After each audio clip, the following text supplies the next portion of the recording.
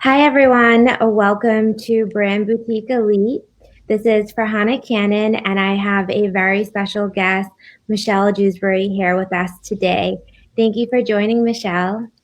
Thank you. I'm super excited to share my story on your platform. And I haven't seen you forever, so it's so awesome to see you. I know. I mean, we did kind of good doing our push-up challenge together and getting on social media to connect a little bit. And I have Yes. Yeah, a 22 days. That was awesome. 22 days, 22 push-ups in 22 days. You, me, and Melanie. It was great. And then a bunch of other women joined us as well, which was cool. Yeah, I felt like I was getting stronger with, the 22 push-ups a day. I mean, I know for many people that doesn't seem like a super ton, but I was getting stronger. Yeah, no, it was. I was getting stronger as well. It was a lot of fun.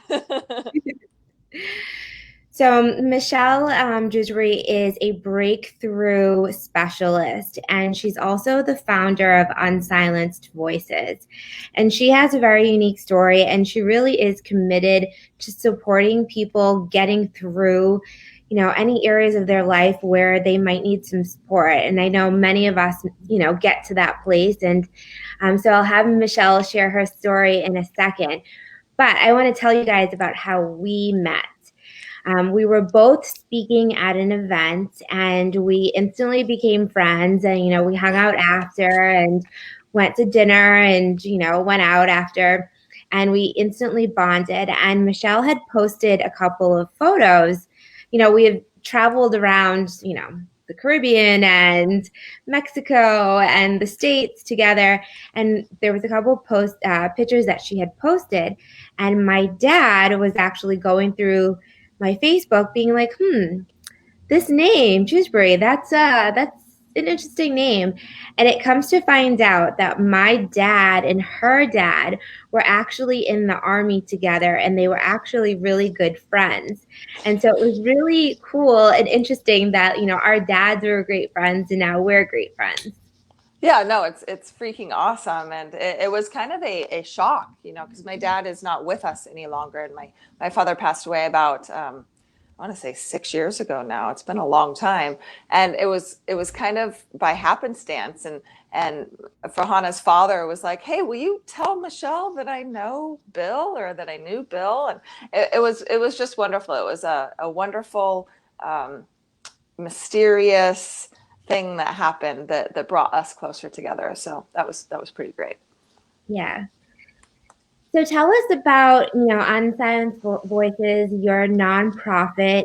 A lot of our viewers here might, be interested in starting a nonprofit but I'd really like to know your story and like why you started it and, how you got it up and running because now you're in a couple countries and you're supporting women all over the world. Yeah, it's wonderful, and I feel like I was given this mission, and I had to listen. So a little bit about me. I'll kind of start from the beginning. I don't want to take too much time because I know that we'll go back and forth a little bit. Um, So I was born in the 80s to two amazing parents. Like Farhana talked about my dad already. My mom was in the picture my whole life too. My parents were married for 35 years until my father died and then my mother died a year and a half ago. And they brought us up, me and my brother, knowing that we could count on our family, knowing that family meant everything. Well, we moved around a lot because daddy was military. And when I was about 16 years old, my mom was working in a restaurant, and I was like, I want a real job. And so my mom trained me in the restaurant industry. So I worked in the restaurant industry for over 15 years, from hostess to server to bartender. And then I just knew that I wanted more. I mean, there's so many people, I talk about this on stages everywhere, that we just want more. And at that point in my life, I just wanted more. So I packed up my Saturn to the brim, kept all my clothes and shoes, and got rid of pretty much everything else, and drove my happy little butt to Hollywood, California to be a movie star. And I love the screen. I love being in front of the camera. I love theater. I love acting. I love all that stuff. And it was going really well. And I was producing plays and starring in independent films and commercials.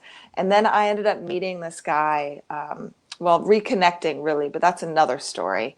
Um, and he swept me off my feet. His name was Paul, and he was blonde hair, blue eyes, really attractive, very successful, and he was an entrepreneur. And I was so attracted to his drive and his vision and what he wanted for his future. And we began dating. Roughly January 2012 was when we started dating. And about 4 months into that relationship was the first sign of physical violence. And when I say physical violence, he had pushed me so hard against a wall that my head ended up bouncing and causing a huge indentation. I say my head went through the wall. It didn't go completely through, but it really went through. And I remember at that point stepping forward and looking back and thinking to myself, wow, I need to patch this. I didn't think to myself that I need to run away, that this is detrimental to my health, that I was in trouble, just that I need to patch it so people didn't see the hole. Well, I stayed with Paul for 4 years. And during those 4 years, I endured psychological manipulation, financial abuse, physical violence, lots of physical violence, and of course, sexual violence.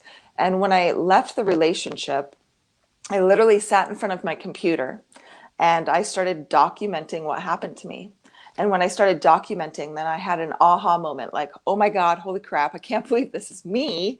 And I knew that I had to do something. So I ended up writing a 65-minute solo show about my experience called But I Love Him, and performed that in 2016, debuted at the Whitefire Solo Fest, and then later on that year in the Hollywood Fringe Festival. And I performed over 13 or 15 different characters, including my abuser, beat myself up on stage. It was very, very intense. But what happened next was what was unbelievable and miraculous. People started coming up to me, telling me their stories about domestic violence, telling me that they experienced similar things. They were thanking me for speaking up, which encouraged them to speak up as well. And then at that point, I was like, okay, I've got to do something. And then in 2017, I founded Unsilenced Voices, which is a 501c3 nonprofit. We're based in the US, and right now we're working abroad. So we work in Ghana, Sierra Leone, and we just expanded to Rwanda during the pandemic, which is kind of cool. And we are expanding also to the United States. So we're going to be doing educational seminars and providing education to the community and providing resources to survivors of domestic violence all over the US. And that's what we're doing worldwide. And then I wrote and published my first book, which is the same title as my play, in 2019, called But I Love Him. And I'm working on my second one now. And I've been speaking on stages all around the world since. I've been on over 35 virtual summits since March. I've been on probably close to 80 to 100 platforms, whether it's podcasts or speaking on virtual stages or real stages. I actually got stuck in Egypt and Ghana coming home in March, trying to get back into the States because of COVID. So that was pretty interesting, but it's awesome to be able to influence people and use my story to help other people and tell them that, you know, you don't have to stay stuck in your circumstances and you can be a victor and not a victim. So Yeah, there's for me in a sure. nutshell. So, what had you create Unsilenced Voices and have it start off like supporting people in other countries? And how did you get that going? Like, I feel like I wouldn't even know how to, create a charity and then have it do some things in another country. um, like I said, I feel like it was a calling. So I was vice president for another nonprofit called Young Vision Africa prior to me starting my own organization. And I traveled to Sierra Leone with that organization to help kids go to school, give them an education. While I was there, this was the end of my abusive relationship. So right after I had performed my play, and I started talking to some of the women about domestic violence in their in their country. Sorry, I got a frog in my throat. And while I was there, it was very shocking. I spoke to two different groups of women, elders in the community, and then also college age girls. And it was prevalent everywhere. And every single one of the girls that I spoke to had experienced some type of abuse, whether it was sexual violence, whether it was domestic violence, whatever it is. And I was like, oh my gosh, I have to do something. So when I got back to the United States, I ended up leaving my position with YVA. And I volunteered on Skid Row for about 6 months at the Downtown Women's Center, volunteering once or twice a week. And I thought I was going to work there. And lo and behold, it didn't happen. So then I started interviewing with other nonprofits. I flew up to Oakland and interviewed with another nonprofit called Art and Abolition, which is an amazing nonprofit that works in Kenya to help kids off the streets who sell themselves for a bag of rice. We're talking human trafficking and sexual abuse. It's pretty bad. But I felt like God's presence was with the organization, but I didn't feel like I was supposed to be there. So I was like, okay, what do I do? So I walk around the next day, the streets of San Francisco, hang out on Pier 39, have my clam chowder and my glass of wine. And he sent me a sign and sent me a gentleman, and we started talking. And the guy was like, hey, you need to start your own nonprofit. And I was like, okay, well, it's not the first time I've heard that, so I guess I should listen. And I did all the paperwork, and we were 501c3 within the month, which is kind of crazy. And I ended up meeting a guy, a doctor from Ghana here in the United States, here in Los Angeles. And he said, you know, you can go live in my family home for a little while if you want to bring services to Ghana. And I was like, okay. So 2 months later, I was in Ghana, and I already had connections in Sierra Leone. So that's kind of how we started over there. It's interesting how kind of the God energy, whatever you believe in, like kind of if you can open your eyes and see it, the things that were like our callings, the things that are meant to be in our space, they come forth. And it's when we take action and like listen to those signs, I think that's when like great things happen. When you're like, creating the space and like manifesting and creating like the possibility of whatever it is, like whether it's your contribution, whether it's bringing something to your space, but like it's when we like actually listen. And that's pretty cool how these people and these things just kind of came into your space, and you listened, and you had a calling to do this and really make a difference for other people. And it's interesting, I feel like there's so many people, even if it isn't super abusive, I've heard, but I love him, so many times. And it's like, even when the situation's not good, like I've heard so many people say that. And it's, so that's like a great title, but it's so true. And I think that in other countries, there isn't as many resources as like, we definitely have problems in the US, but we definitely have a lot more resources. And I think sometimes we're progressive enough to be able to talk about the things that have happened. But what do you see as, what are some resources, or what are some signs? Like, how do people in the situation right now kind of get out of what they're dealing with? Or how do they acknowledge that this isn't something healthy? Yeah, there's a lot of different red flags that you can look for, and I speak about that a lot. And unfortunately, even if you see those red flags, you may not recognize them. And this is what we teach. So I do a lot of private coaching as well, and this is what we help a lot of our clients see and overcome is first you have to recognize what you're going through. And I remember when I first started dating Paul, he was very possessive. He was rude to people around us. He was controlling. He told me what I could and could not do. He started controlling my money very early, started controlling my friends, controlling even my vehicle. He ended up telling me that I had an awful car and he wanted to get me a new car. And lo and behold, he eventually did get me a new car that I wasn't allowed to drive because he thought, at least this is what he said, that I was unappreciative.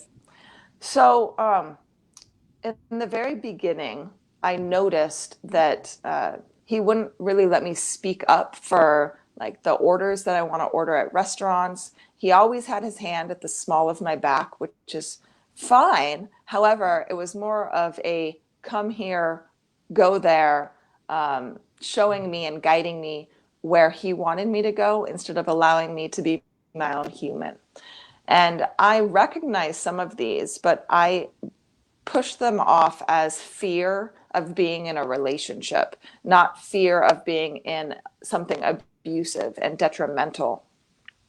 So red flags are, when they're controlling, when they want to move the relationship too quickly forward, when they speak to their peers differently, in a negative manner. Definitely use our resources this day and age, Google, social media, talk to their friends, see what they're posting online. Paul used to make a lot of jokes, a lot of negative women jokes, very similar to some people in politics right now.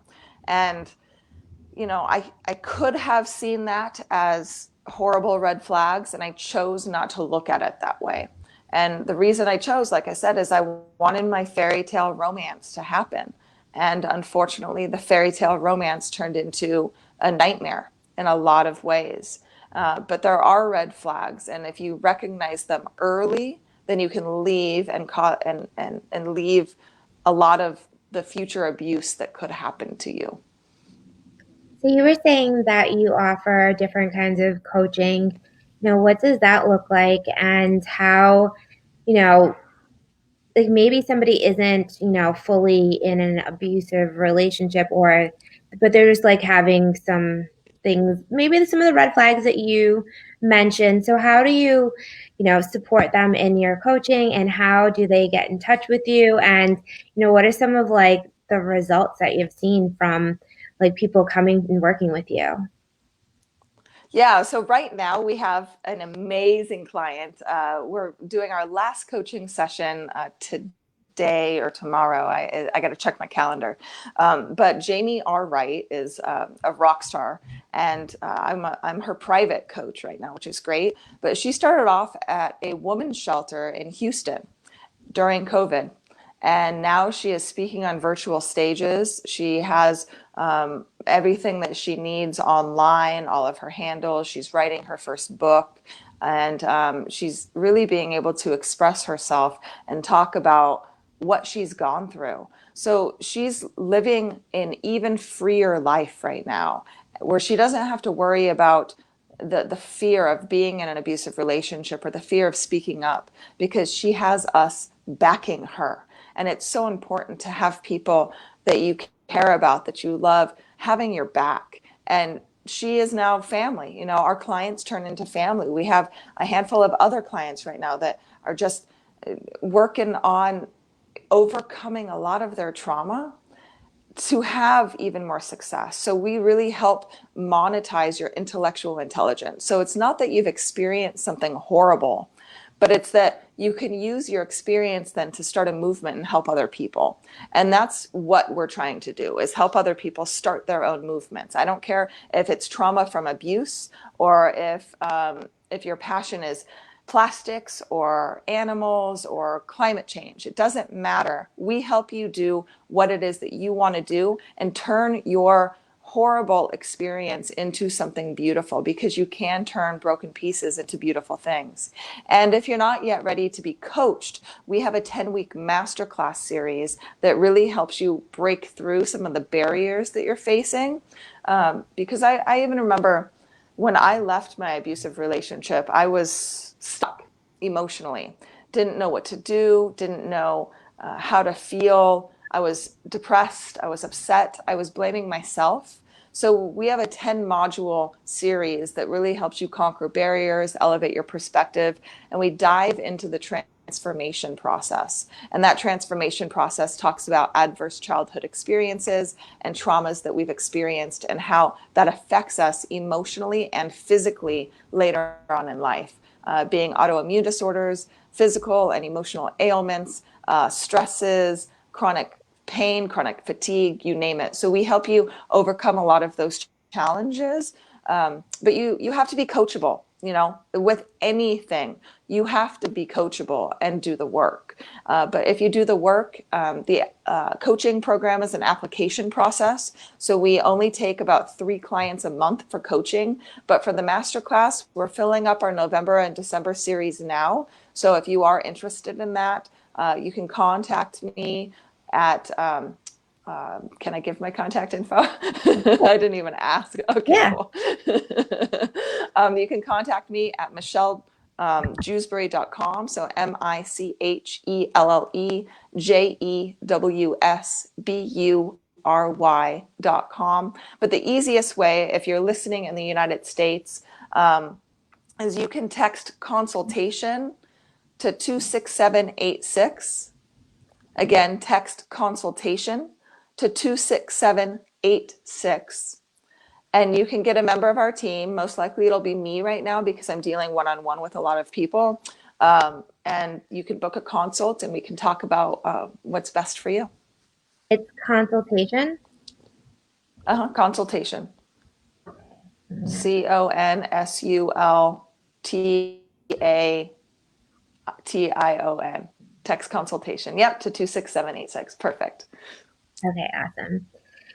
So people that, I think a lot of times, you have being in community and having a group to share with is super important. But sometimes I think that people don't necessarily want to tell people that they know, what's going on in their life, maybe because they don't want to be judged. They don't want people to think bad about the other person. And so, if you're one of those kinds of people and you feel like there's just something not right, even if it isn't like, huge abuse, if you just feel like something's off, like I definitely suggest to speak with Michelle and, join one of her programs and definitely like get the help that you need. I've spent lots of time with Michelle and I know that she's really committed to, helping people get through whatever they're going through. And she really wants to have people succeed in their lives. And that's awesome. Somebody that was living in a homeless shelter, they're now speaking on virtual stages. They're now setting up their business, sharing their story. And that takes something. Like, I feel like when people are so down, it's like, I think as entrepreneurs, like, we all go through these moments of like, okay, like, can I do this? And, in the beginning of our businesses, like being overwhelmed or whatever, like that. And then it takes something, like it takes to be like, okay, I'm just going to go do this. I'm going to invest in this thing that's going to cost me a lot of money.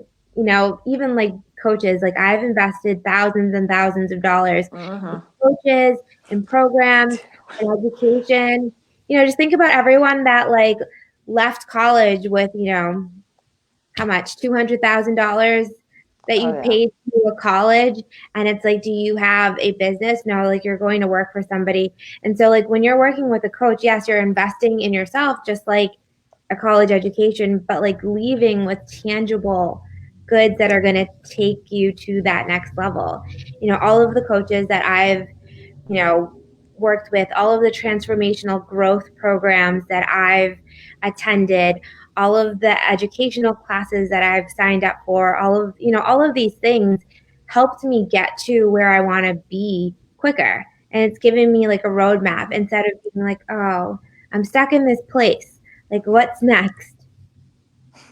Yeah, no, very, very true. Because I've invested thousands and thousands of dollars into coaches, but you will only get in return what you invest in yourself. And that's what's very important, because if you want big dreams to happen and have an even more successful life, you have to invest in yourself, because if you don't, you're going to be doing the same thing over and over again and expecting a different result. And that is the definition of insanity. And, one of my mentors is Bill Walsh, and he is absolutely amazing. He has helped package me and coach me and put me on stages everywhere and given me the confidence that I need to help other people to do the same thing. And because of him, I am where I am. And you know what? Bill Walsh is one of the top 30 business coaches in the world. He isn't cheap, by any means. But I am so grateful that I've had him, because now I can do the same thing and I implement what he's taught me and help other people to do those same things. So it's super, super important to be able to invest in yourself. Yeah, for sure. Bill Walsh is also my business mentor. And I remember when I first did one of his programs, and he said to me, you should speak on stage. You really know what you're talking about and you're likable. And I was like, yeah, I'm not getting up in front of stage and talking to people. Like, I'm not doing it. And he goes, well, why do you do what you do? And I said, because I love to help people grow their businesses. And he goes, well, you know that you can do that for to like more people if you get up and talk to more people at once instead of doing one on one. And I was like, yeah, I get that, but like then I'm gonna go up there, everyone's gonna be staring at me, like I'm gonna feel awkward. And I was talking to my mom about this, and she's like, and I was doing event marketing and digital marketing, um, and this was 10 years ago. And she's like, you plan and execute an event, you manage all of the workers, you manage the brand, you go and talk to every single person in the place. It's like hundreds of people that you talk to every night. What's the difference? And I was like, well, I'm going to be on stage and everyone's going to stare at me. And she's like, so what? I was like, all right, fine. If I can help more people all at once, I'm gonna get up there and do that. And so like there's always these like little barriers that we have. But working with Bill Walsh as like my business coach and investing in him, like I'm getting to where I want to go a lot quicker, like having that commitment and that, being in that network. Yeah, definitely. And for those people listening, if you're located in Las Vegas, I am going to be doing an event at the Power Team Success Center with Bill Walsh on November 5th. Tickets are free and it's an easy bit.ly link to get tickets to it. So it's bit.ly/Power Team Night. So super easy. I think Farhana's putting that in right now, you guys. But if you are in the Vegas area, make sure to come and hear him, hear me. We're going to be there from 7 p.m. to 9 p.m. Pacific Standard Time. So again, it's bit.ly/Power Team Night. Perfect. Yeah, awesome. Yeah, I definitely suggest taking advantage of all of these like free workshops and really like putting yourself out there. So like everyone has these like limiting beliefs, like, oh, I can't do that because of this. So really, those are just stories. And I would always say, my mom says, don't go into your head alone. And so that means like whatever the stories are that like, oh, you can't do this or you're not good enough or, you know, like, how are you going to do this? Like all of those negative things that happen, you just say, okay, thank you for sharing. Now I'm going to go do this thing because I am going to achieve my goal without letting anything hold us back. And if you look at anybody that's successful in the world, it's because of their mindset. Like they're just out there to do it. So if you have some areas that like you are like, okay, this isn't working and I need some support, like definitely contact Michelle. If you know that you have a business and that you want to grow, like look at what kinds of coaches out there. I help people create their marketing plan and create their structure and their branding and things like that. There's if you want to become a speaker, connect with Bill Walsh and get on his stages. There's so many different people that you can connect with, just to kind of grow your business and to get out of your own way and not like let anything hold you back. Yeah, and it's so important not to let anything hold you back. And, I've experienced a lot of trauma, and a lot of people that I talk to have experienced a lot of trauma. And the one thing that we need to realize is that you're not alone. And to try to go through this life alone is idiocracy, because we were built for community. We were built to help one another out. And in order to help one another out, you have to speak up. And like Farhana said, I know that sometimes it's difficult to tell your story and share your story. So we often teach, writing exercises first to just be able to get it out on paper. Stream of consciousness writing is something that is super, super important and helpful to where it doesn't have to make sense, doesn't have to be complete sentences. You can burn the paper after you're done writing it, but write out what's in your brain. So oftentimes it could go, oh, I need bananas at the grocery store. Oh, I hate him. I'm stuck here. Oh, look, the sky is blue. Like literally, it doesn't make any sense whatsoever, but it's getting out your feelings because we teach a 5-step process to help people overcome challenges. And one of the steps is elevating your thoughts and expressing your feelings. Because if you don't express your feelings, like I said earlier, it comes out in physical and emotional ailments. So in order to do that, you got to get it out somehow. So if you don't speak up, then make sure you do movement therapy, traditional therapy, or writing exercises. Yeah, for sure. And if you don't take care of, we only get one body. And like Michelle said, Yeah. like your trauma will manifest itself into physical ailments. And so if you don't let go, release, sort out what that is, it is going to hold you back in so many areas.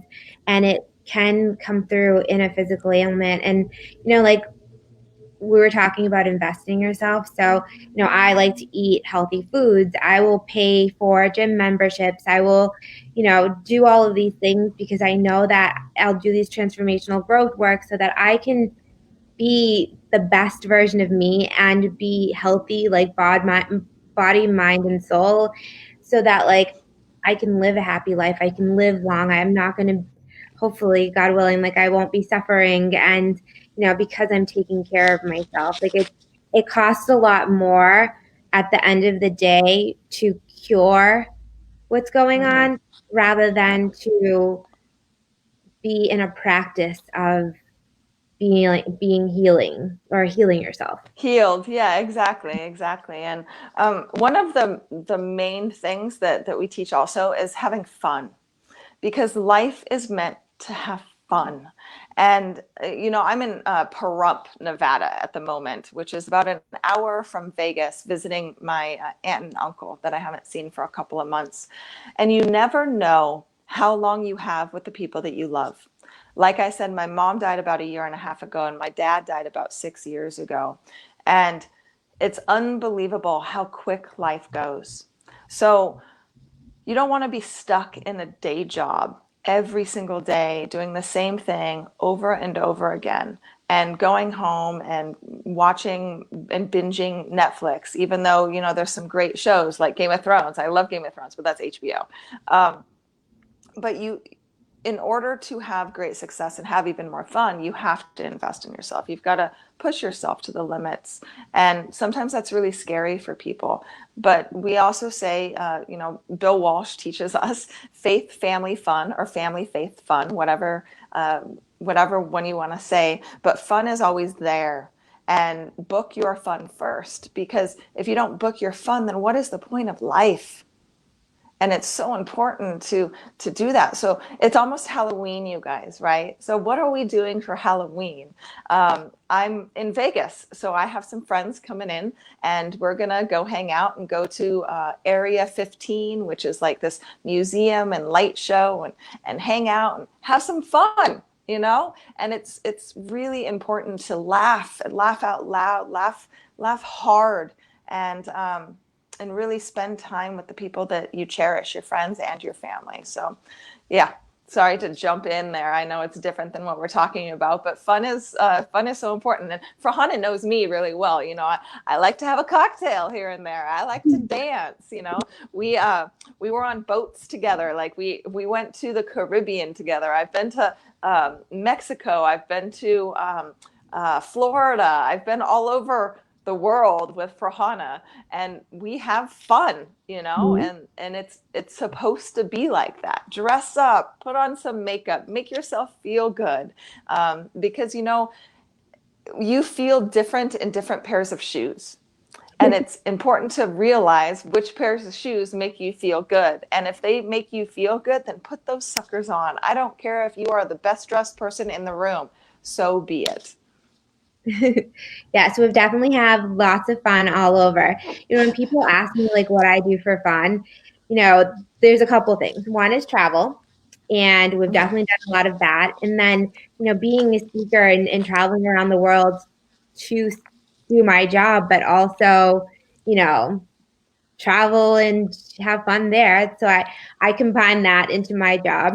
Meeting new people. Like, of course, like we meet tons of people going all about and like hearing people's stories and connecting, like that's super fun for me. I love styling photo shoots, and I get to do that with my job. Creating like we do brand boards and like playing with colors and pictures and imagery and things like that. And so all of the things that I used to do as a child that was fun for me, I created as a job that I actually get paid for.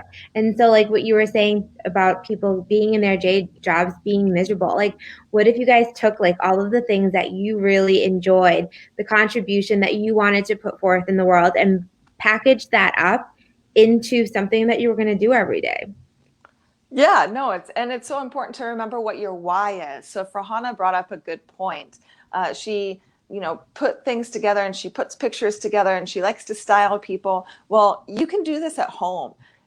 Take a bunch of magazines, cut out what you want in your life, cut out your dreams, your visions, travel, kids, the things that you want, clothes, shoes, houses, you name it, where you want to go, and put those pictures on a board. And that is your dream board, your vision board, and put that on your wall and look at that every single day and ask yourself every day, what am I doing to achieve my goals? And if you are on track to achieve your goals, then it's great. You'll be energized, you'll be happier. So it's super important to remember to do that and keep your dreams and your visions and your why right in front of your face. Yeah, for sure. So I have one fun question that I ask all of my guests. If you could be a superhero, what would your two superpowers be? Two? Yes, two. Oh, um, flying. Hmm. That's mine too. and, and probably reading minds. And the reason why I think is oftentimes we have conversations with people and they're surface level, right? And then they don't let us in or they lie. Like I've caught a lot of people just lying. Naturally, human beings just do white lies. So it'd be interesting to kind of get in the minds of people. And I think that if I could get in the minds of some of the more horrible people on the planet, then we might be able to help them and help their mindset differently so we could stop a lot of the injustices like rape and domestic violence and human trafficking and abuse and some of these horrible things that happen on the planet. So I think that that's what I would do. And then of course flying. Who wouldn't want to fly? Yeah. So we can travel and get there quicker. Exactly. Right. Yeah. That'd be Then fun. we'd have to teleport all of our luggage, like all of our clothes and shoes.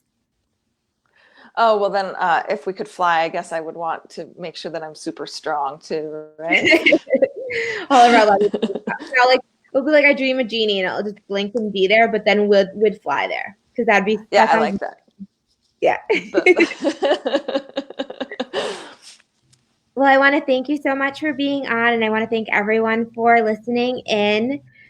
Be sure to subscribe to our podcast, Brand Boutique Elite, and you can watch our videos on YouTube as well as Facebook. Bye, everyone. Thank you so much, Farhana. Bye.